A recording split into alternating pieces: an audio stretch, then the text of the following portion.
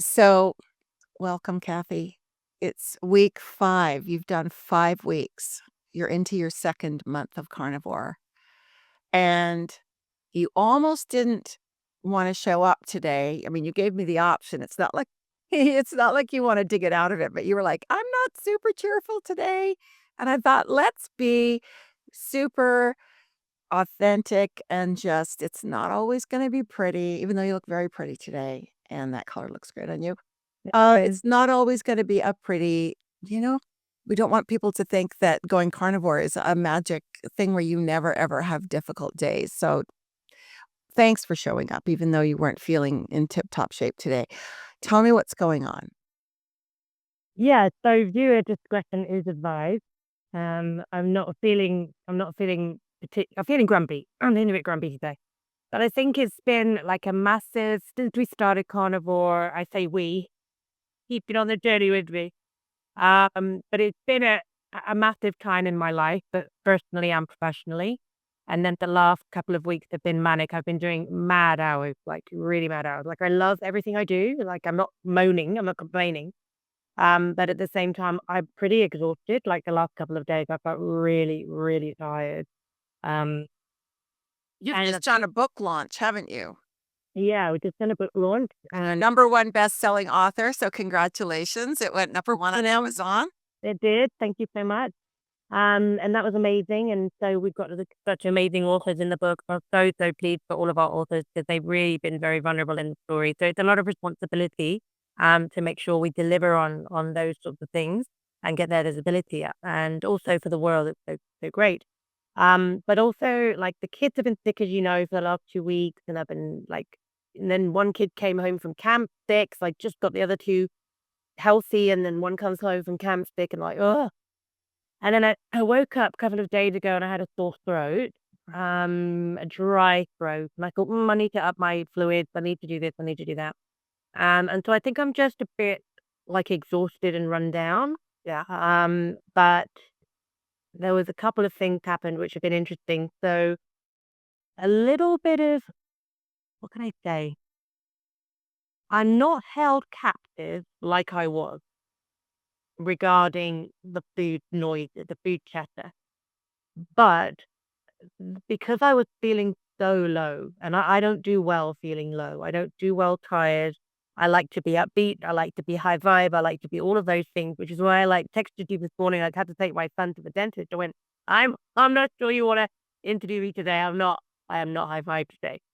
And just wanted to let you know, just wanted to be totally transparent. Um, and I think that when I'm not, because I'm so used to being upbeat and I'm very in tune with my body. I make sure I get enough rest and all of those things. And when I'm not firing well, I don't do well. And so, like, there was just my son's birthday on Sunday. That in itself was tiring. Um, Lovely but tiring because I was so exhausted to start with. And there was this box of M&Ms, the little ones, the little beans. And, my daughter decorated a cake with it, which was very cute. And I took a little handful and had some. And I thought, "Oh, that was quite nice." I took another little handful and had some. I thought, "Oh, I don't want any more." So that was kinda good that I had some, but then I was like, yeah, because I would have just before, I'd have just chowed my way through the bucket. You know what I mean? It didn't matter how many were there. I'd have just keep popping them in because you don't really think about it. You just absent-mindedly eating. And so that was interesting because I thought, yeah, I don't want any more of that. That was nice to be able to go, I'll have some. Then I was like, yeah, sounds fine. I don't need anything else. So that was great, but I'm not held hostage to that. I've also had my monthlies this week as well. So I think that's made me feel a bit bloated, which I wasn't expecting. So that sort of made me feel a bit blah. And I also weighed myself yesterday. And apart from the initial 6 pounds that I lost initially, I haven't lost anything else. And I think that threw me into a bit of an old story spiral as well. Right. So it's kind of like the perfect storm the last couple of days. Yeah. Yeah, and so, what about the way your clothes are feeling? Well, today I do feel like slightly bloated because it's my monthlies. I probably haven't drank enough water as well because normally I drink a lot more water during that time. Yeah. And it's almost been like a little bit of self-sabotage by not drinking enough water, and I just haven't been in that high vibe place. So the eating's been pretty good. Like last night, I was grumpy. Like I was really grumpy and I didn't want to do anything to help myself. I was just in that frame of mind. But I did cook properly and I did eat properly. So I was pleased about that. I didn't just completely go off the wagon and sabotage. I did properly nourish myself, which I wouldn't have done before. I mean, you did really, really well. And the thing is, in my first, well, not only year, but in my first 3 months in carnivore, there were definitely times where I noticed that I just hadn't had enough water. I would usually feel it. It would make me feel tired when I hadn't had enough water. That was kind of one of the big signs. But then there were times when I just didn't have enough water because I was so busy. And so I don't know that it's necessarily self-sabotage. It might be, it could be, or you're feeling discouraged, say, "Oh, why do I care?" And, there's a part of you and, you have multiple parts. And you've got a part of you that's like, "No, I'm staying the course. I'm healing. That's the important thing." And you haven't had any other gallbladder flare-ups in the last week. So, I mean, we're talking 5 weeks now, whereas you hadn't gone a week before you started carnivore. You hadn't gone a week without, an excruciatingly painful flare-up of your gallbladder. Mm. So, that's a big tick. I mean, you're doing something right. It's natural that you have periods where you kind of I mean, I'll address the emotional thing in a second because that definitely happens as well, and I'll tell you a story about what happened to me this week. But you don't have to look at it as extremely as I was sabotaging myself, because it doesn't sound like you were sabotaging yourself because you were all you the food was really good. You were still being really good with the food and you had that little and sometimes that kind of little experimentation can teach you things. So you had a few little and then another and you went, "Oh, nah, I don't wanna do that." So you learned something. You learned that you've got that sort of ability now that you didn't have before. But if you were self-sabotaging, I think you would have kept going, and that little voice inside that wanted to kinda derail the whole thing would have gone, keep going, yeah, just have more." Mhm, yeah. And, of course, we can use tapping for that. Mm. But I was wondering if you would like to do some tapping on the other thing, which is just that sort of feeling depleted and a little bit grumpy, because I think it's important for people to kind of realize that this tool can be used to assist you in all parts of the carnivore journey. Doesn't necessarily just have to be cravings. It can be feeling when you're feeling kind of grumpy. I had an experience this week where we've gotten into the habit now every 2 weeks, some friends and I get together and we have breakfast on a Sunday morning, and one of them makes this amazing sourdough that he sells in town, and I look forward to it, have a little piece of sourdough with a bunch of butter on it. So I did for the second time this year, because I did it about 4 months ago, where for whatever reason, the Sunday got postponed, our breakfast till next week, but I was really needing that sourdough bread because I had a sad thing happen in my family, and, my sister lost her beautiful little dog, and I was really hit hard by it. And so I'm doing all my things. I'm weepy kind of every time I think about it, and so I was feeling like I really need some of that stuff. Yeah, So I'm yeah. gonna go buy myself a loaf of it because he sells it locally. So I'm thinking to myself, I wonder if I'll do what I did last time, which is eat the whole loaf in like 4 days. I ate the whole loaf in 2 days.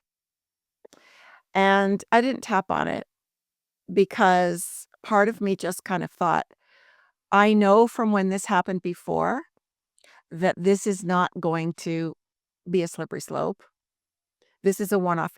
Do I wish I could just have that bread in my house, like cut it up into little pieces and put it in Ziploc bags in the freezer and freeze it and just take one piece out every 2 weeks?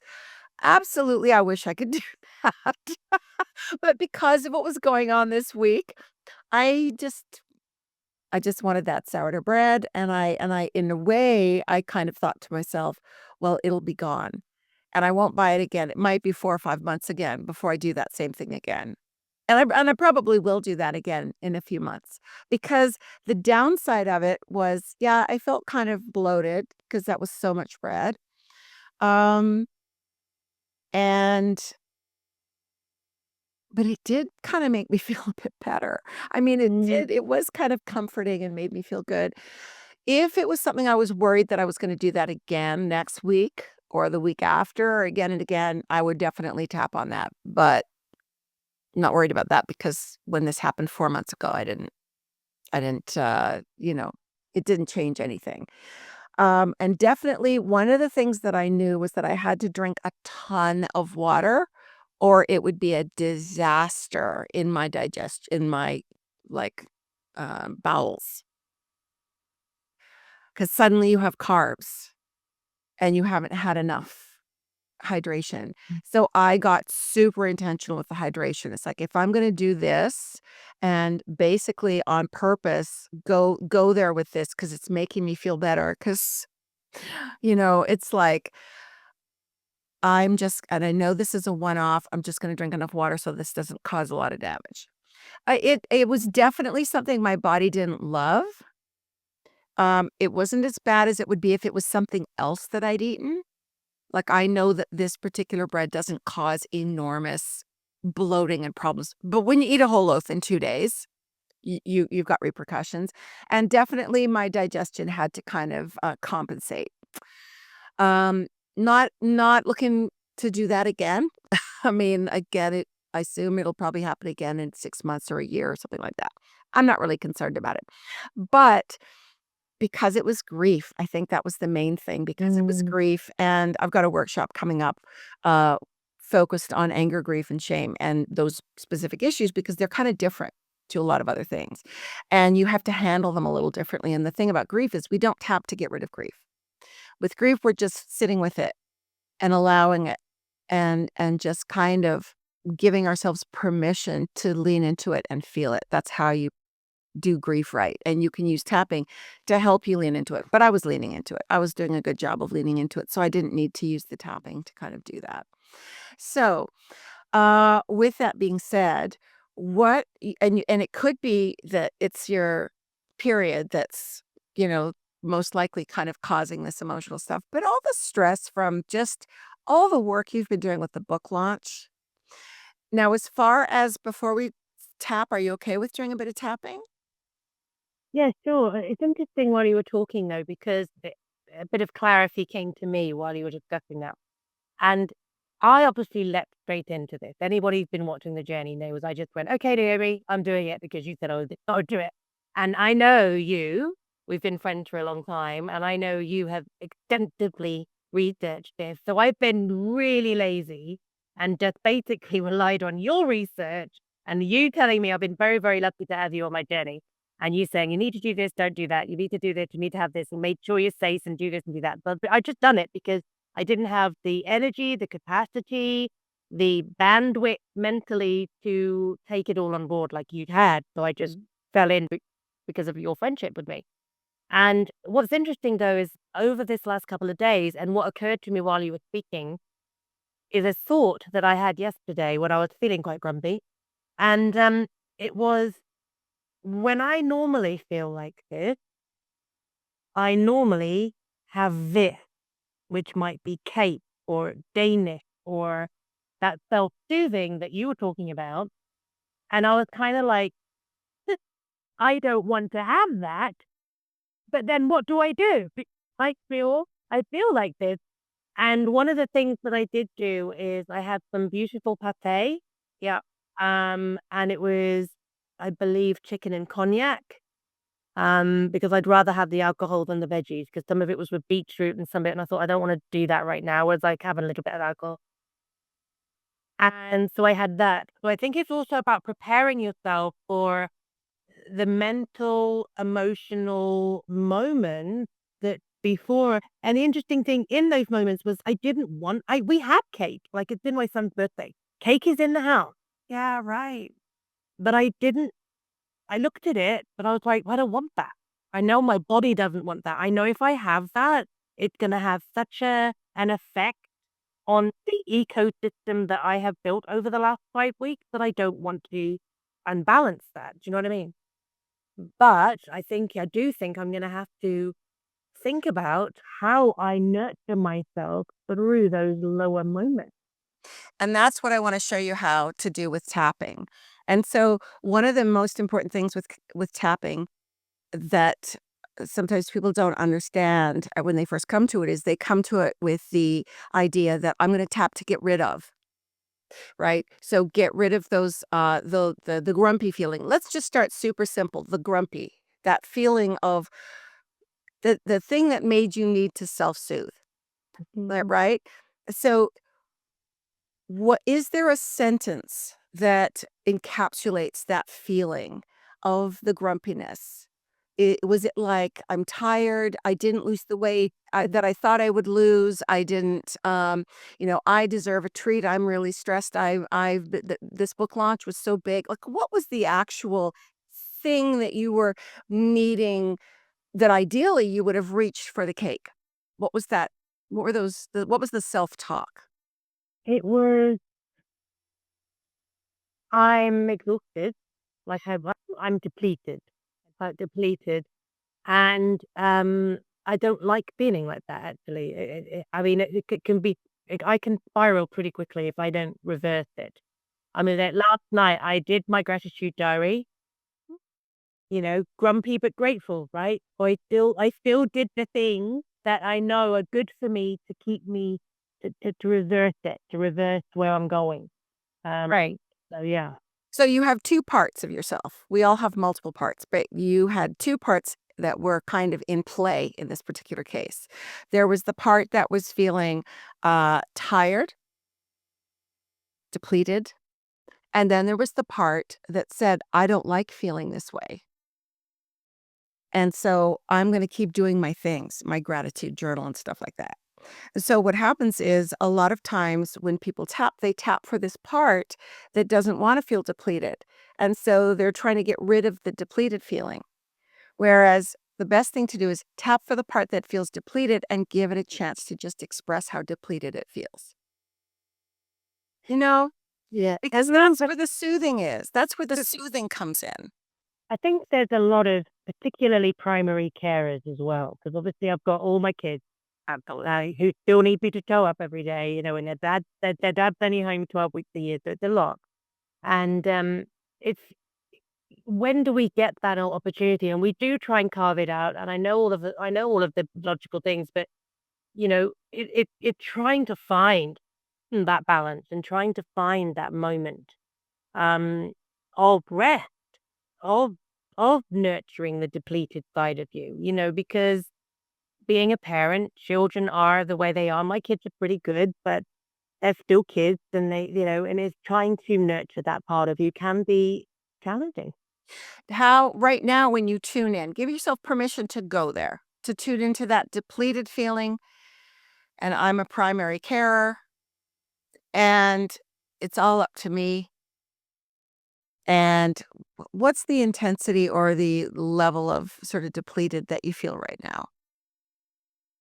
Not as bad as I was because I have had some good rest and over the last 48 hours because I recognized I was going downhill.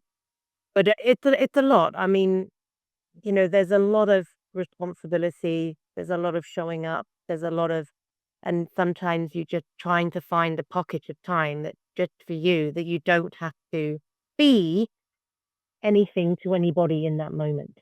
Okay, so let's come from the part of you that's looking for that pocket of time that doesn't have to be something for everyone in every moment. And so think about how you have to be something for everyone for everyone in every moment or someone in every moment.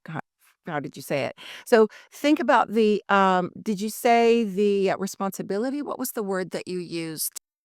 Yeah, there's a lot of responsibility. And even like for me, like my daughter wanted to have a sleepover in my room, and she's only little, and that's fine. But like, you don't even get that time. Yeah, right. Oh, good day. Good, and that's fine. And it's great. And all of the things, like I'm lucky to have children. I'm lucky they want to spend time with me. I'm not in it. Not a thing about that. But it's like every moment, like you'll be in the bathroom and they're coming to talk to you through the door, or some of them step into it, and I'm like, can I just have a minute? Like, can you just like wait outside? So I think it can be quite intense. But of course, it's school holidays at the moment. I've already had them off for 2 weeks sick. Like, it's a lot of like not a lot of alone time, not a lot of time to just recalibrate and be myself in the moment. All right, well, let's tap on that then. And when you say, and I love my kids and I know I'm lucky, this is what we do to ourselves a lot. The part that's the sort of the adult in the room part barges in and goes, no, no, no, no complaining. Come on, that's not very, high vibration. We've got to be grateful for our kids. And we stop ourselves from just expressing and acknowledging that we have a part that goes, I want time for myself. I want alone time to recalibrate. Do you know what I mean? You don't give yourself permission to lean into that feeling. That's what makes you need to go and have cake. That feeling just needs to be acknowledged. It needs to have a chance to speak its truth. So that's what tapping does. So we'll start tapping. Go to the side of your hand. I will say though that this morning, when he was in the dentist chair, I said, "How long will it be?" And there's no point me sitting in the waiting room, so I thought I'll go and do something. So I said, "How long will it be?"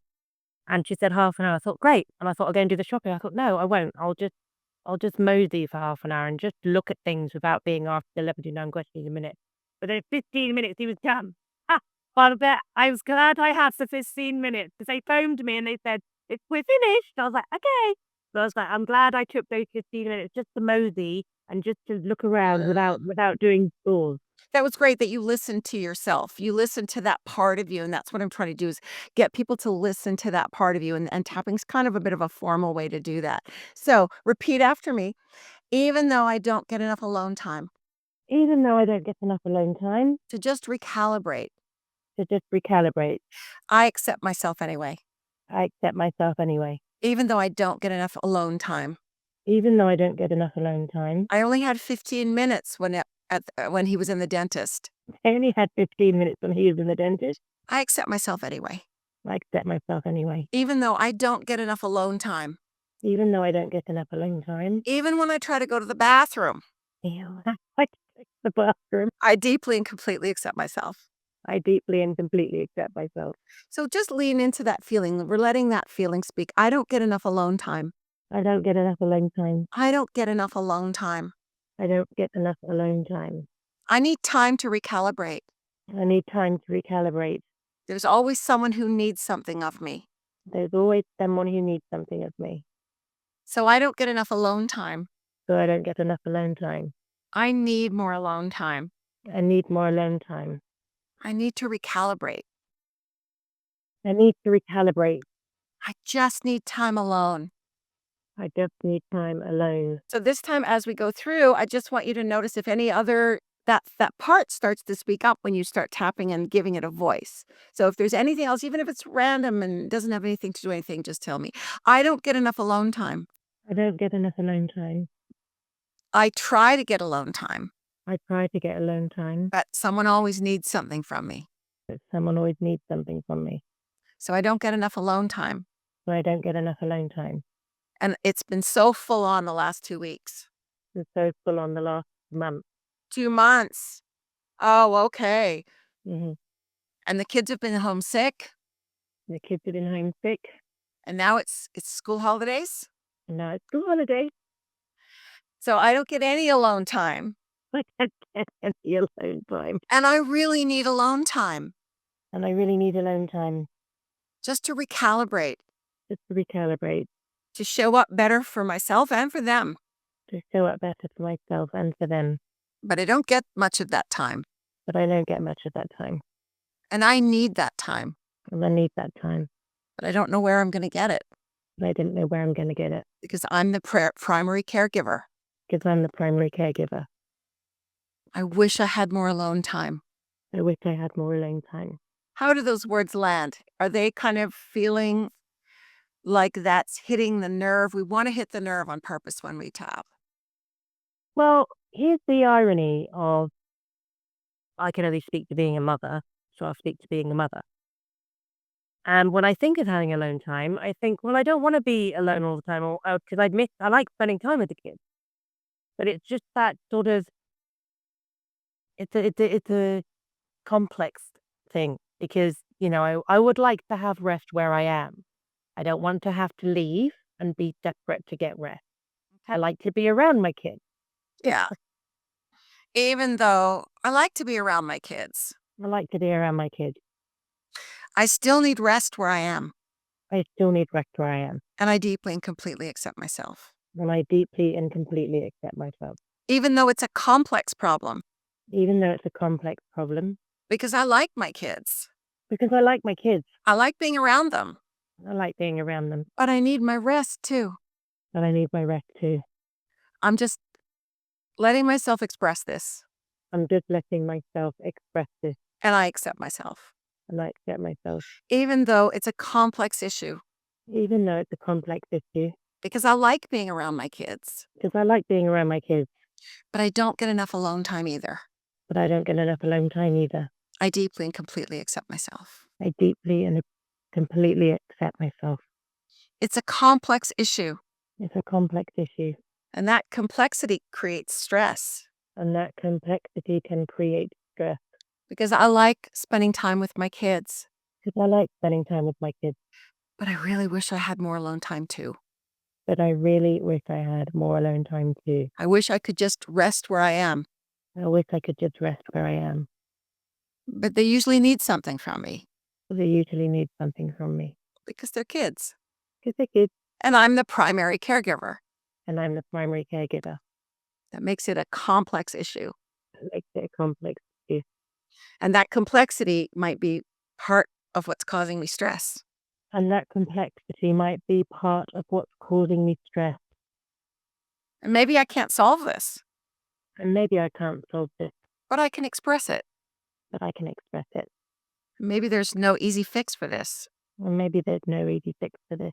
I'm a mom, I'm a mum, and I'm also running a business. and I'm also running a business. I get tired. I get tired. I need rest. I need rest. And even though I'm really good at getting enough sleep, And even though I'm really good at getting enough sleep, I need recalibration time too. I need recalibration time too. Just time with myself. Just time with myself. Nobody needing anything from me. Nobody needing anything from me. But the reality is that that doesn't happen very often. But the reality is that doesn't happen very often. Doesn't happen as often as I need it to happen. Doesn't happen as often as I need it to happen. And maybe there's no fix for that. And maybe there's no fix for that. It's a complex problem, It's a complex problem. but maybe some of the stress But maybe some of the stress comes from the fact that I don't let myself just express it comes from the fact that I don't let myself express it because I think I have to fix it. because I think I have to fix it. And I like spending time with my kids. And I like spending time with my kids. So it's a bit of a conundrum. It's a bit of a conundrum. I like spending time with my kids. I like spending time with my kids. I like that they need me. I like that they need me. And I also wish I had more time on my own. And I also wish that I sometimes had more time on my own.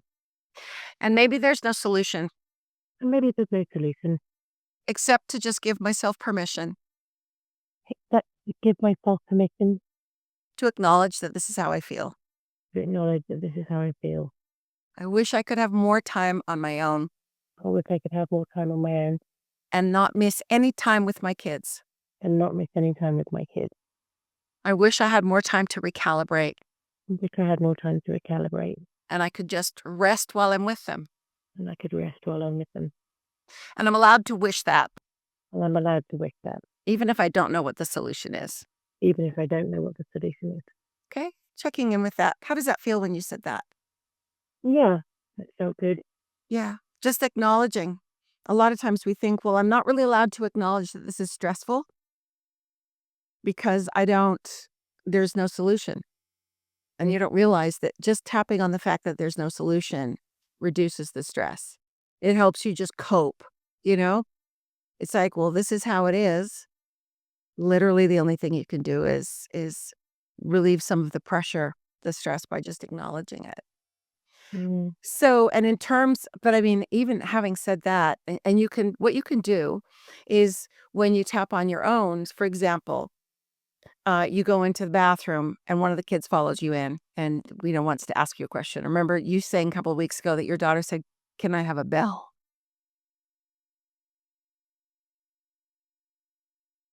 And so and that's really cute and really funny, but if there's another part of you, which is equally legit, the part that goes, "Oh, that's so adorable," and the part that is laughing is those parts are legitimate, and so is the part that goes, "Ah, really? I can't even just go to the bathroom by myself?" And so tapping is for that part, the part that feels the annoyance or the frustration or the even like, "What am I gonna do? How am I gonna fix this? How am I gonna show up tomorrow with what I've got to do with, what's happening after the book launch and you know what I mean? How am I gonna do all this when I'm being pulled in 5 directions? They were sick and now they're home on school holidays and I have even less time. That's what the tapping looks like. How am I even gonna cope? What am I gonna do? They're home again. They're home from school holidays. Where am I gonna find the time? And you just give yourself a moment to just focus on the difficulty. You're allowed to just, acknowledge it and express it, and then the tapping can kind of just relieve some of that pressure. mm. The other thing I just wanna say too about, like, the weight thing, and there was a couple of things about this. One is that, w as you know, it seems to be that there's, like, alternating between healing and fat loss. When your weight doesn't shift, it can also be because you're putting on muscle. And that was there was a significant amount of muscle that I put on that I noticed, and muscle literally weighs twice as much as fat.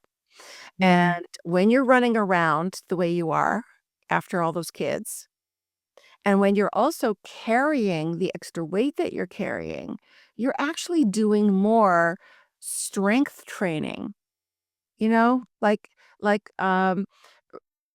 right now, if let's like, how many kilos would you say extra you're carrying around? I mean, was carrying around. A lot. I'm down. I was carrying around 18. If I imagine carrying, like, if I got suited up with those, like, with body weights, and I had to wear those morning till night, that's a good workout. Like, if I Mm, put 18 kilos of sort of those neoprene sand-filled weights or whatever. Anything you do burns more calories. Anything you do builds your muscles. And so one of the sort of the benefits when you're coming into carnivore and you have extra weight on you is that there's that built-in extra amount of exercise you're doing just because you're carrying around that extra weight. And so it could partly be that. But the other thing that's really convincing in your case because of all the health things is that healing, that your body is focusing on healing. And it's very common for that to last kind of with women about 90 days I mean, it keeps going on. I'm still healing. I'm still doing the back and forth. But one of the things that I've heard a lot of the experts talk about, the people who are experts, not necessarily because carnivore has been studied, because it really hasn't to the degree that, that we'd like to have happen eventually. But just all the anecdotal stories, all the people talking about their own experience is that it can be sort of in that first 6 weeks, depending on how intense your, healing your health issues are, that your body can take that first sort of 3 months and really be doing a lot of healing. And that's why I think it's really important that you haven't had those gallbladder flare-ups because that alone is a huge sign that your body is healing. mm. And what about heart, sort of, blood pressure and things like that? Have you noticed any difference there? Well, I went to the doctors and they said it was still a little bit high even with the tablet. So I'm being monitored. Um, but I feel good. I haven't had the heart palpitations. I haven't felt only when I've had the glass of wine, I felt bad, because of that. Um, but no, I felt really quite strong. And look, with what I've done in the last couple of months, it's quite extraordinary what I have managed to achieve. And so here's the interesting thing as well. Yes, I've had a sore throat and I've managed that. And that was kind of my body's early warning system. So with my autoimmune, I can read my body pretty well. And but I haven't plummeted into massive sickness. So previously I would have. That's really interesting because in the year that I've been carnivore, and tomorrow's my actual 1-year carniversary, actually. Um, well, today is my 365th day on carnivore. I haven't been sick at all except for 3 days, and it wasn't in a row. One was, at Christmas time, 2024, where I started to feel kind of not so I think on the 25th 23rd of December, I was visiting family, and I started to feel a little bit not great. You know that where you go, "Is this allergies?" If you have allergies, and then you go, this is more than allergies. I'm gonna go to bed." And I felt quite kind of, definitely knew I had some kind of something, and people were sick all over the place, so, I mean, it was going something was going around, and I thought, "Oh, this is gonna suck because, then I won't be able to enjoy Christmas." I've traveled 4 hours drive to be able to have Christmas with everybody, and, I basically was in bed until about 3, 4 o'clock in the afternoon, then I was fine, it was, like, over, and so the other 2 times, it was when things were going around in my town where people were dropping like flies, getting sick with RSV was going around and all kinds of different things. And I would feel like something was happening, and then within 24 hours, it was, like, gone. It was like what used to sort of take maybe a week, minimum 4 days, but it could be a week, 10 days. One time I was sick for, like, 3 weeks, it just would not go away, it was just lingering. And it's like that whole timeline collapses, and got I was just like it's like my body had dealt with it. I guess that's what a healthy immune system feels like. It's like my body went down for the count for several hours and then was like, popped back up and went, "Okay, all good now. We've solved it, gotten all better." Mhm. So, that experience that you're describing is something that I've definitely experienced as well. And, you've got kids, they're bringing home stuff. I mean, they're sneezing in your face. They don't care. Like they is like full on going for it. And previously I would have got they're not it's like a dry, really, really dry throat and a bit sore to swallow. And that would have been the beginning of the end for me. Because of my autoimmune, I'd have gone, right, that's it, that's me done now. So I'd already start rearranging meetings. Because I'm gonna be like, okay, there's my throat gone, it's gonna go down to my chest, I'm gonna lose my voice. There was the whole pattern and I was getting sick more and more frequently. And I hate rearranging clients and all of that sort of thing. It's just not professional. But there's several times I completely lost my voice. So I just couldn't function. Because I mean, even when I did my back in, I was still seeing clients, but I was lying down with my camera off, taking them through a session, but I just couldn't sit. So I show up. I'm somebody that shows up, but I would have to cancel because of my throat. But this time, like, look, I got frustrated because the book launched, the book went to number one, which we were super thrilled about. And I was like, okay, I need to go out and blitz my garden, have a break from my computer because I've been doing massive hours, getting up at 3 a.m., doing all of these things.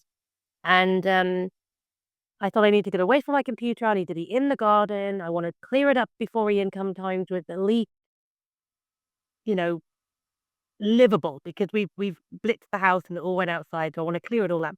I was so exhausted I didn't get outside. And that kind of knocked me mentally as well because I was like, I wanted to get this achieved, but I didn't get it achieved. I didn't get to the front door. Like I was so tired. I was just like, I'm made it to the lounge room. That's as far as I went. But interestingly, that I didn't get really sick. Like yes, I felt exhausted. Yes, I have the scratchy throat.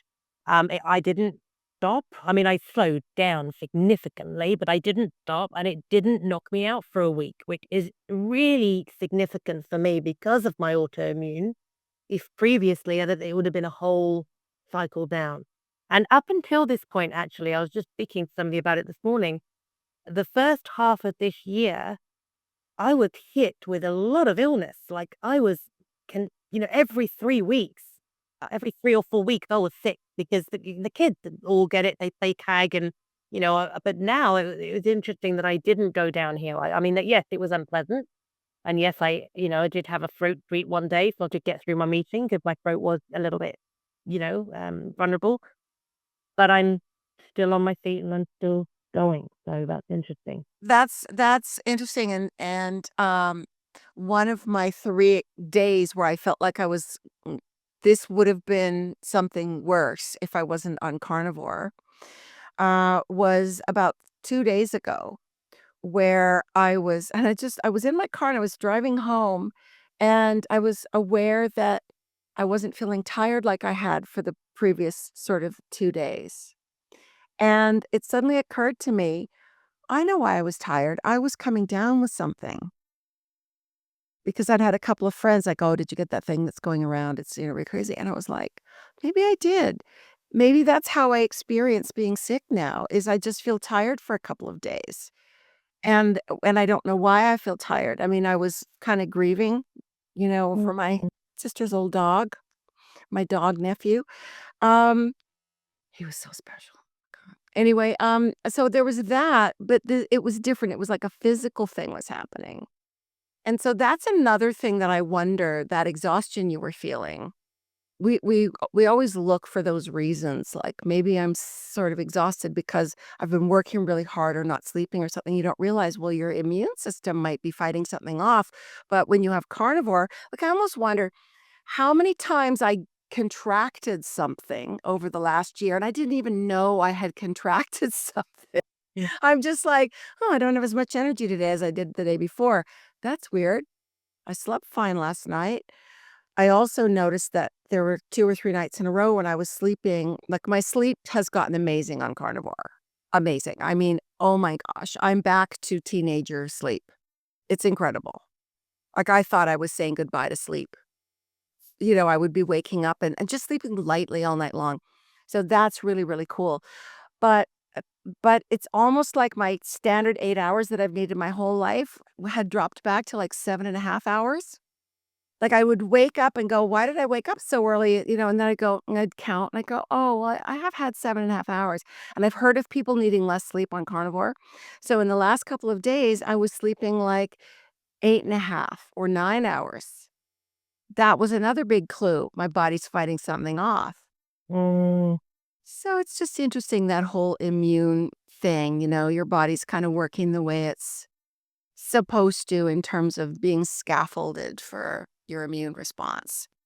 But also, it's a real indication of, and we've discussed this before, how obviously when we spoke, we thank God we met in Sydney that day because we haven't seen each other for a couple of years. And that whole thing of feeling so ill, like I was feeling so desperately unwell, like to the point I was thinking, am I going to be here for the kids much longer? Because I'm not sure, I don't know what to do for myself. I don't know how to help myself. I'm a pretty intelligent person. I tried so many different ways of being, and it just did not suit my body at all. And then you feel like a failure because you feel like you haven't got enough willpower, and you think, I'm super strong. I like buff in all areas of my life, but this, like I don't understand it. And I think as well, like this last couple of days where I've obviously had my monthlies and I've obviously had some kind of a virus percolating and gone. Um, but I think as well, because my standard now is feeling strong, stable, steady, calm, calibrated, all of those things that knocking me off, I didn't like that. I didn't like the feeling. Do you know what I mean? And but I think as well, it's about acknowledging what you were saying about listening to your body and understanding the lulls, and maybe that time of the month, maybe I need to slow down a bit. Maybe I need to honor. Maybe I need to rest more. Maybe, whereas we're so used to just pushing through because we're told, just get on with it. Like the female medicine haven't been, researched because because we're just supposed to get on with it. Take a pill and get off. And so we've got that kind of mentality, but maybe that's a really sacred time where you think, I'm going to slow down for those couple of days. I'm going to rest more. I'm going to nurture my body more. And whereas previously, I probably wouldn't have noticed because I felt really bad all the time. True. And the other thing is, uh, you know, those little smarties that you had, now that your body has been so clean, you had a little bit of Smarties, you had that little bit of, even though I think that the alcohol in pate, it's all the alcohol's cooked off. It's just sort of the flavor, I think. Um, and then you had like a little throat lozenge that would have had sugar in it. I think you can also underestimate the impact of even just that much sugar on your body.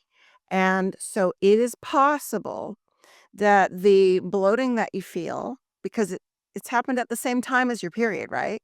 Mhm. So it's possible that that bloating was really inflammation from that sugar because your system is not used to having sugar now. Mm, It's possible. And I know that, when you think period versus, having a little tiny bit of sugar, it seems like period's for sure the culprit. But and that would be the case back before you were carnivore. And mm, now that you're carnivore, you're in ketosis. Your body's just, it's running on a whole different program.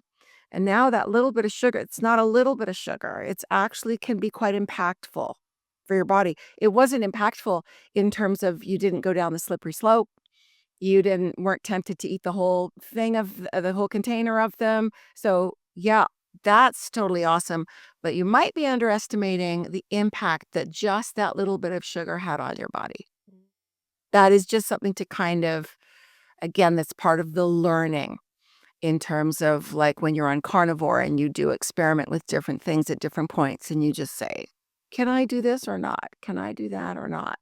And so, yeah, I think that's highly, highly possible. But the thing about that inflammation that bloating that comes either from your period or from having sugar and getting an inflammatory response is that that's not an indication of weight.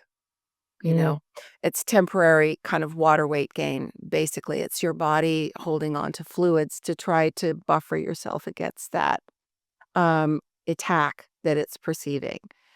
And so, if you were 100% clean carnivore for the next week, you might find that, and if you were getting on the scale again, which I don't necessarily think you need to, because again, your clothes are telling you how you need to feel. But when your period's over and then you go clean carnivore for a week, you might notice that, wow, I feel like I've gone straight down. I just one of the things that I've started to notice is that I weighed myself. I hadn't done it for maybe a month or more. I just weighed myself a few days ago. And I weighed myself as a way to get myself back on track after that bread because I thought, oh no, before I did the bread, before the bread. I was feeling a little bit like uh I've been going too hard on the fat. I've been, eating way too much fatty, like I'd made it that Dr. Canberry bacon thing, and I'd eaten way too much of that bacon. And there'd been a few things where I was eating kind of too much fatty meat in terms of just in terms of my mind, it just seemed like too much. And so I thought, I'm gonna weigh myself before I go to the shop and buy that bread because I'm sure I'll be up half a kilo, something like that. I was down half a kilo from my I was at the lowest weight that I've been at in 16 years. And it was like, I got off the scale, stood back on it, and I thought, sometimes you get a false reading. Nope. Yeah. Put that in my little app. And so you don't always know what's going on the number doesn't exactly always tell you the truth of what's going on. And your perception, especially as your weight starts to shift and there's redistribution. Do you know about the redistribution thing that happens on carnivore? Did I talk about that? Have I ever Yeah, and I have experienced that. I mean, for me, and everything? my butt, my butt's not a rectangle anymore. It's the over oval, and I'm hoping it will get into a nice sphere. But yeah, that my leg, my ankles, and interestingly, the other day I just happened to do that on the back of my neck, and there was a big patch of fatty tissue on the nape of my neck, just at the back there. So I've got a bit of a hunt actually. I've always had a bit of a hunt. And there was a bit of a fatty deposit, and I felt like, oh, that's not there anymore. So that was interesting. So I was like, oh, so I'm sort of recognizing just by chance now and again. I'm going, oh, that's different, and oh, that's different. But the funny thing is, I mean, apart from number one, I think the scale reading doesn't do well with me. Yeah, it's on messing your head a bit. I think that's a lifelong story. And but generally speaking, before this, as I said, this perfect storm of everything happening at once and just me having a couple of low days, which I don't appreciate. Ha, um, you know, and I haven't been obsessed with the weight or the No. losing weight or anything like that. I haven't actually thought about it that much. I mean, don't get me wrong. Yes, I would like to get down to my goal body. That's what I'm going to say. My goal body, not my goal weight, my goal body. I would like to look in the mirror and go, yes, I'm happy with that. I feel strong. I feel energetic. I feel all of those things. That's what I want to be. I want to be strong in my body. Yeah. And whatever that looks like, maybe that's the time when I look in the mirror and go, I'm there. Out of interest, I might weigh myself and say, I wonder what that looks like now because the whole composition of my body is different. But I just don't feel attached to it. And I think it has so many negative attachments to the scale, especially for us women. Yeah. I'm just not interested. I just would rather not know.